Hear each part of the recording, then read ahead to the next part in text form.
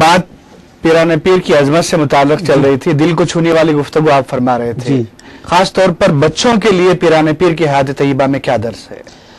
حضرت پیران پیر کی بابرکت حیات میں بچوں کے لیے جو درس ہے وہ آپ کا ابتدائی تعلیم کا سفر ہے۔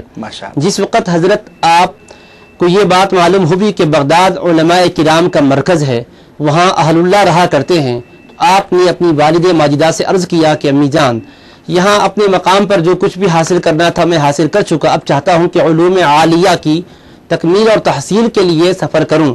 حالانکہ اللہ تبارک و تعالیٰ نے آپ کو پیدائشی ولایت کا عظیم منصب عطا کیا، خود آپ کی ولادت باسعادت کے سلسلے میں یہ اطراف بلدہ میں بات مشہور ہو چکی تھی، ولد فی الاشراف ولد لا یرضع فی نہار رمضان، سادات گھرانے میں ایسے صاحبزادے تولد ہوئے ہیں کہ جو ماہ رمضان میں دن کے وقت دودھ نوش نہیں فرماتے اپنی والد ماجدہ کا۔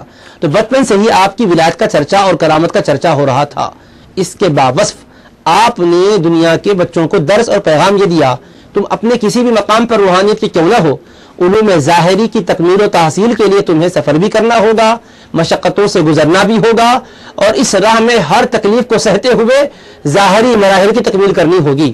تو چنانچہ آپ فرماتے ہیں کہ اپنی والد ماجدہ سے میں نے ذکر کیا، حالانکہ ابتدا میں حال یہ تھا کہ آپ چلتے تھے تو کبھی ایسا بھی ہوتا تھا کہ ایک مرتبہ کا آپ بیان کرتے ہیں کہ میں ایک بیل کو ہانک رہا تھا تو بیل مڑ کر کہا ما لہذا خلقت ولا بہذا امرت، کہ اے عبد القادر، نہ آپ اس کے لیے پیدا کیے گئے ہو اور نہ آپ کو اس کے لیے حکم فرمایا گیا ہے۔ پھر آپ فرماتے ہیں کہ میں عرفات کے دن ایک مقام پر چھت پر ٹھہر کر دیکھا تو میدان عرفات میں یہ آنکھوں کے سامنے ظاہر ہو گیا، اور عرفات کے میدان میں حجاج کو دیکھا وہ وقوف کر رہے ہیں۔ اللہ پاک نے وہی حجابات اٹھائے، والد ماجدہ سے کہنے لگے کہ امی جان مجھے اجازت دیجیے، میں سفر کرنا چاہتا ہوں۔ تو والد بزرگوار کا سائے عاطفہ سر سے اٹھ چکا تھا۔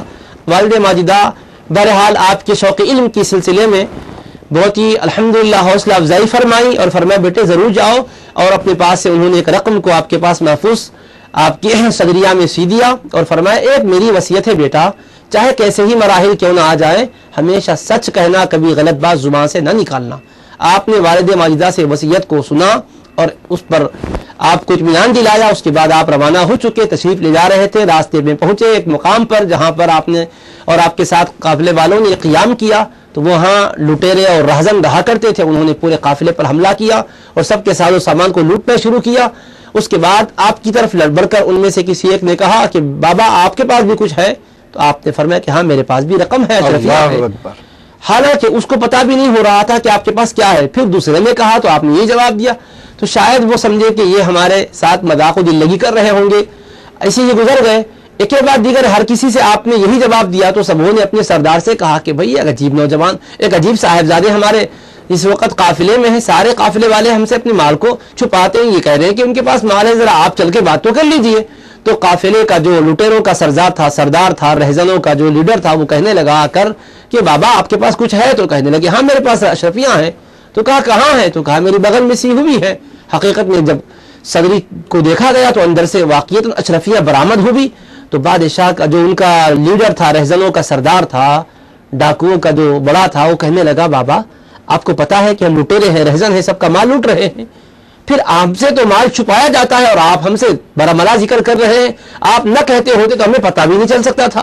تو آپ نے فرمایا ان امی عاہدتنی علی الصدق فی کل الاحوال وانا لا اخون عہد امی۔ بات یہ ہے کہ میری امی جان نے مجھ سے عہد لیا ہے کہ بیٹے ہر حال میں سچ کہنا، کبھی غلط نہ کہنا۔ میں اپنی امی جان سے کیے ہوئے عہد کی خلاف ورزی کر کے خیانت کا مرتکب تو نہیں ہو سکتا، اس لیے میں نے ٹھیک ٹھیک بات تم سے کہہ دی ہے۔ یہ آپ نے فرمایا کہ میری امی سے میں نے ایک وعدہ کیا، نکلتے وقت یہ سچ کہوں گا، تو میں غلط کیسے کہہ سکتا ہوں؟ تم کہتے ہو کہ کچھ ہے تو میں نہیں کیسے کہہ سکتا ہوں، ہے تو میں نے ہے کہہ دیا، اس لیے سچ بات تمہارے سامنے میں نے ذکر کر دی۔ تو آپ کی صداقت ہے بچپنے میں، ابھی آپ حصول علم کے لیے جا رہے ہیں، بغداد پہنچے نہیں، راستے کا واقعہ ہے، ہمدان کا واقعہ ہے۔ تو اب سوچئے طالب علمی کا زمانہ ہے، ابھی حصول علم کے لیے جا رہے ہیں، مسند رشد و ہدایت پر باضابطہ فائز ہو کر ہدایت کا پیغام نہیں دے رہے ہیں، لیکن عملی طور پر اس وقت آپ نے سچائی کا جب مظاہرہ کیا تو اللہ پاک کا یہ کرم ہوا، اس کا فیض یہ ہوا کہ ڈاکوؤں کے سردار کے آنکھوں سے اشک رواں دواں ہو گئے۔